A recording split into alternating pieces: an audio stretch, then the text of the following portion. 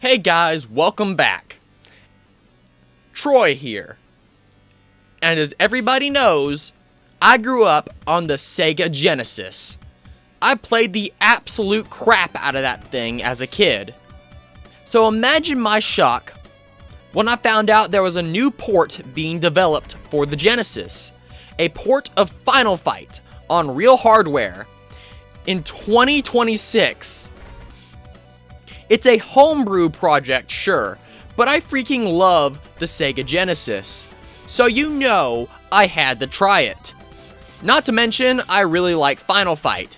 Heck, me and my buddy, Jared, aka the studio's music producer, even reviewed the original game on the channel. And if you need any motivation to watch that video, this should be it. Okay, so after level 2, we walk out the subway and see this perfectly good vehicle sitting there.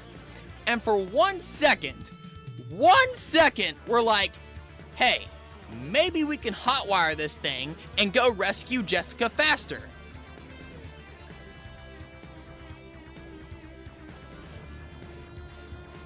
Break the car, break the car, break the car, break the car, break the car, break the car, break the car, break it, break the car, break the car, break the car, break the car, break the car, break the car.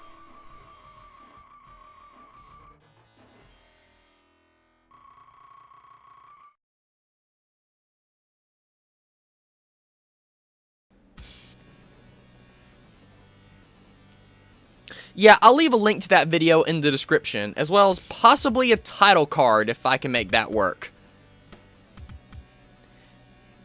Now, I also think this port is interesting for historical reasons. If you want the full deep dive, check out my Final Fight video, but here's the quick version. When the Super Nintendo launched, one of its biggest advantages over the Genesis was that it actually had a port of Final Fight. But that port was, let's just say, compromised. It was missing a character, had fewer enemies, fewer levels, and was heavily censored. And I mean heavily censored. The music in it also sucked. Oh, and it didn't have multiplayer. So, while the Genesis never got a proper Final Fight port back in the day, it did get Streets of Rage, which was literally Sega's response to Nintendo's Final Fight. And later, Final Fight finally made it to a Sega system with the Sega CD version, which is actually my favorite version of the game. So, the fact that the homebrew community has now done what Capcom couldn't do over 30 years ago, that's awesome. So, without further ado, let's get started. So, right off the bat, Final Fight MD is surprisingly solid.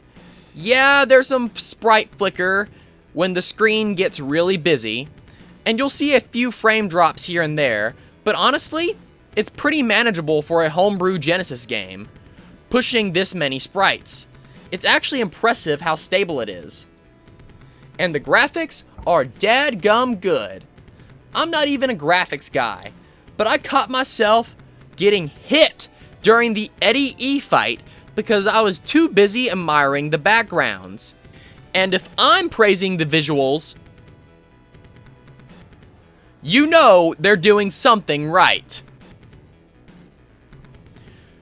There's even a retro game store tucked into the background of the Final City section, a cute little detail I didn't expect. And yes, you can also rip Belger out of his wheelchair and slam him into the ground in this version. I thought I would give that a mention. And also, this port isn't just Final Fight on the Genesis, it's loaded with extras, including Mega Mode, which lets you play as Mikey from Final Fight 2. Though, right now she can't pick up pipes. Probably a bug that'll get patched out in a later version. There's also achievements, because why not flex your Genesis accomplishments in 2026? There's also a load/save system, which is super handy if you're not the beat Final Fight in one sitting type. and it supports up to 3 players co-op, assuming you have a multi-tap or an emulator that supports it. I couldn't test it in gameplay, but I did load it up and it looks legit. In survival mode, it's exactly what it sounds like, endless waves of enemies. There's also a time attack mode, just like the Sega CD version.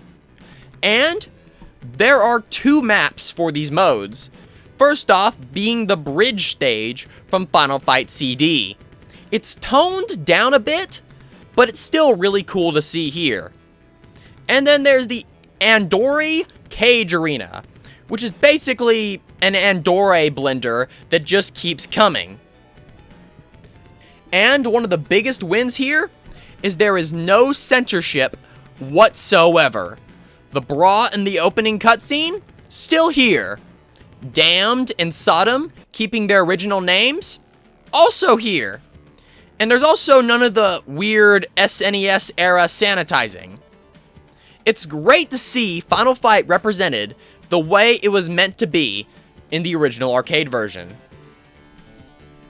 As for the music, I grew up with Genesis music, so I am a little biased here, but the soundtrack here is genuinely good. I do still prefer the Sega CD version, but that's not a knock on this port at all. For the hardware, the composer absolutely nailed it, and I'll definitely consider this version of the game to be my second favorite. Seriously, take a listen to a few tracks and tell me what you think.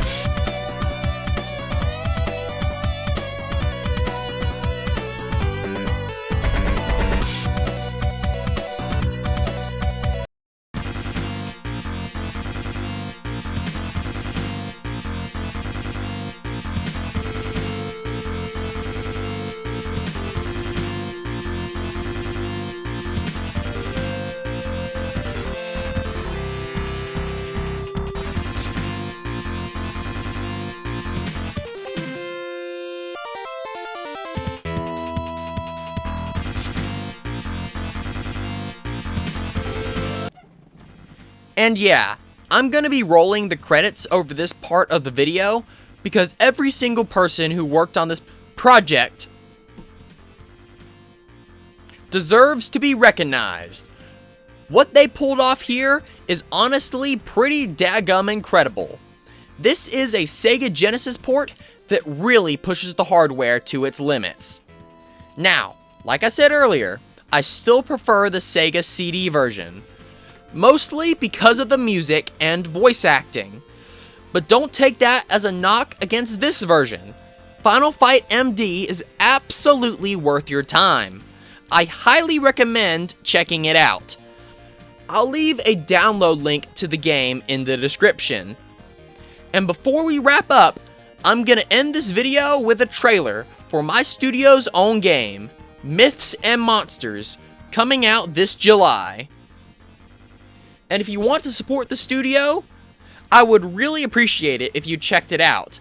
I'll have links to the Steam page in the description, as well as the itch.io page, where you can try out the demo for the game.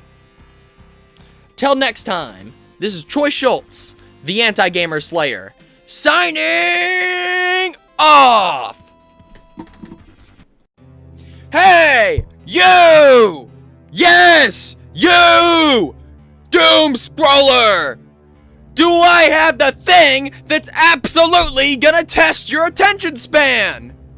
First off, this RPG has no voice acting!